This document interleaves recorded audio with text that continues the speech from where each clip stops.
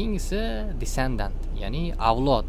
Bu yerda mana bu div box bu shajarani eng katta boshi, ya'ni ota bo'ladigan bo'lsa, bu yerda bunga descendantlar mana bu h3 unordered list yoki ordered listlar va list itemlar, bularning barchasi mana shu divga nisbatan avlod hisoblanadi. Ya'ni buni divning ichida nimaiki bo'lsa, mana shu div boxning ichida nimaiki bo'lsa, list itemlarning ichiga misol uchun anchor taglardan foydalanishingiz mumkin, ularni qo'yishingiz mumkin yoki spanlardan foydalanishingiz mumkin.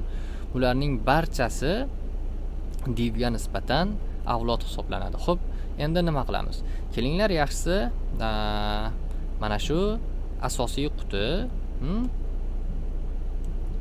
asosiy quti va asosiy qutini ichidagi barcha list itemlarga biz mana bu nuqtani o'rniga yumaloq shakl beramiz. Mana bu 1 2 3larning o'rniga ham yumaloq shakl beramiz. Buning uchun nima qilamiz? Buning uchun asosiy quti degan mana bu div boximizning klassini yozdik va bu yerga joy tashlaymiz. Hech qanday narsa yozmaymiz, joy tashlaymiz va list itemlar tagini belgilaymiz.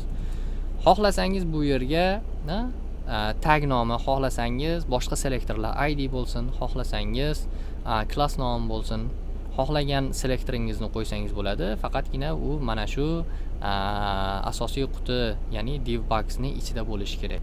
Xo'p, buning uchun list style'ga circle beramiz.